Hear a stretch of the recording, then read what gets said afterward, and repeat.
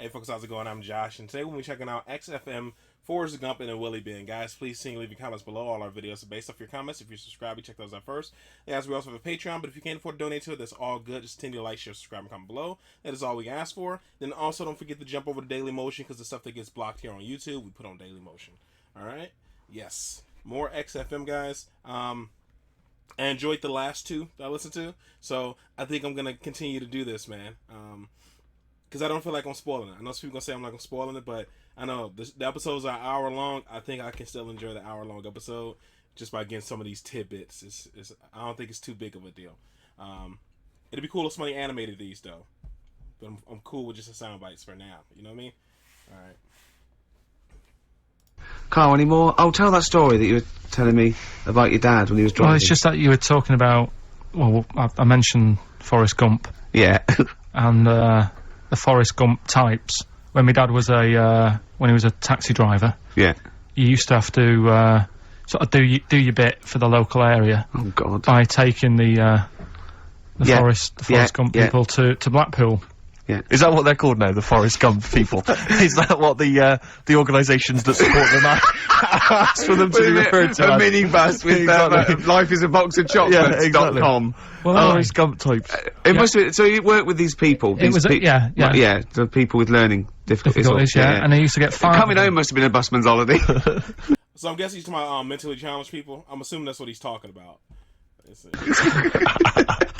So he got 5 of them in the cab, yeah. And he had to go to Blackpool, and 4 of them were really good, you know, behaving themselves, didn't mess about, weren't fighting and stuff, but there was one who was just causing loads of trouble and he couldn't control him.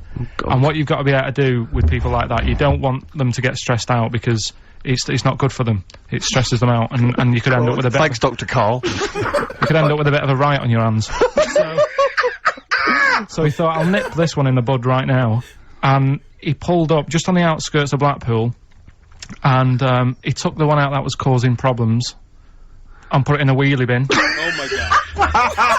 Oh, no. The trash can. Sorry, I apologise. He did what?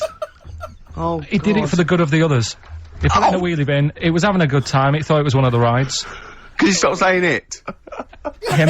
Yeah. He was having a good time, and once he calmed down, my dad went back and picked him up, and he was fine, he had a good time. What, he left him in there the whole time the others were in Blackpool? No, he left him there, not the whole day, probably about an hour and a half. In a wheelie bin? In a wheelie bin. Why couldn't he get out? Because, like, his arms were trapped on the thing. One of those one. What, he tied him up? No, do you know, like, because he was a big fella, and, like, he managed to get him in so his arms were down the side like that, so he was a bit trapped. Wasn't he screaming and crying and stuff? He was making a bit of noise, but, do you know what I mean? What, you feel served him right? Well, but anyway, I didn't really want to talk about it. He just brought it up because of Forrest Gump. Do his, family know about this? Is this the first time they'd have heard about this? He didn't get asked to do it again. Because he had another problem similar to it where he had a little minibus, and it was his job to take a load of old women to the bingo hall, and it was miles away. And he took him there. There was no problem. About 10 old women in a minibus. One of them was causing trouble. So he pulled over it. No, right, so he took him there, everything's fine, he dropped him off, they had a lovely night, right, they had a lovely night, won a bit of cash, coming back, it's a bit of a late night, and they all started moaning at him, going, I want to be dropped off here, take me there, I want to be dropped off first, I've got to get up early, blah blah, you know, my husband's expecting me, I'm already late, take me here first, take me there, and he just pulled up, in the middle of nowhere, said, get out. And he made them get out, and they all called for taxis. They charged that company who was meant to be taking him home in the minibus, and he got the sack. But a similar sort of story. You can't be dealing with it when people don't sort of just calm down and, like, solve the situation. Yeah. They're just all like, I want to be dropped off first, take me here first, take me... Yeah, so he acts like a madman. Good. Oh, that was right, great. What was he doing when he put that little Forrest Gump in a wheelie bin? That was part of the cab company thing. They had to do, like, a charity event once a year, and he did it one year, never asked him again. Tell us the story again. No, I'd rather not, because we got a few sort of complaints about it. Why? What do you get complaints about it? Because he put a kid in a bin, and it's not the thing to do. So.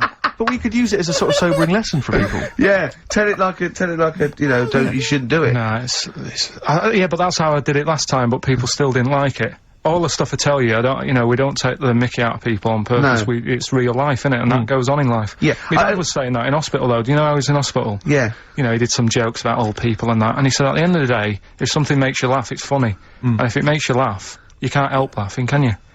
Yeah. Do you know what I mean? So, That's real. what you meant to do? And laughing's good for you. Yeah. So, But being laughed at isn't as good for you, is it? No, but there's probably more people laughing at one person, so if you balance it out, there's only one person who's upset and there's a bunch of people laughing. So, it's Genius. Give me an example of that. Give me an example. Well, for instance, Carl Pilkington as he talks and the people listening. Yeah. No, give me an example of like, so, you know. I can't, because again, that's what I'm saying, I can't tell you the story, because there might be someone out there who, this person might even be listening and think, I forgot about that and you brought it all back to me then. Yeah. So, I prefer to leave it, but I think people know. Why did he put him in the bin in the first place? Because he was getting out of hand. What was he doing though?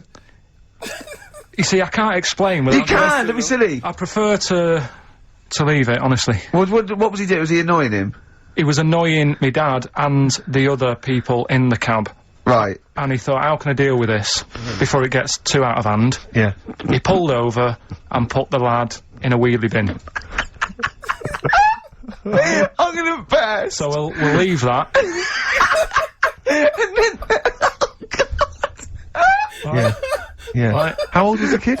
I'm not sure, but I mean, it was a trip to sort of Blackpool, so I'm guessing Do you think it was one of the rides? 17. This is rubbish. 17? Yeah. Oh, he's quite an old lad then. So, a big lad. Yeah.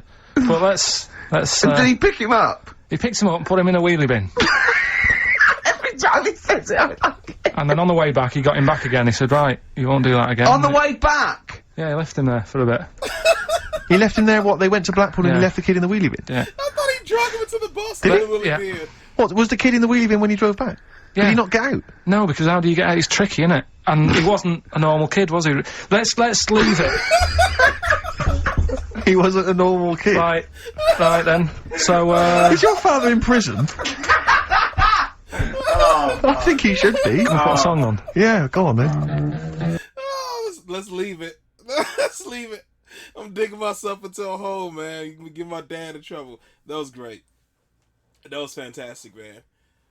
That will make a really good animation, man. Just the whole scene, him explaining how it is, dropping off old ladies like that. That'd be cool. That'd be cool to watch.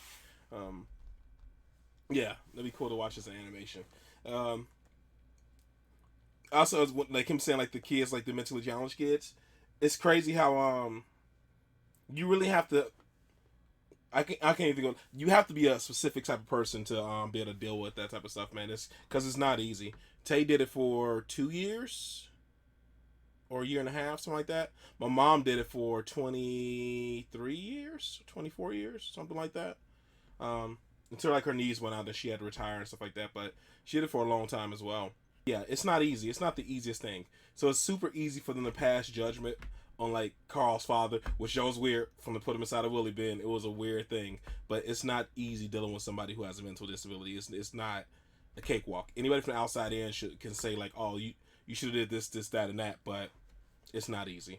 I grew up in a house with mentally challenged people because my mom's job required it, so they lived upstairs. They always need to be somebody in the house 24/7, and we lived downstairs, and we did that for 4 years.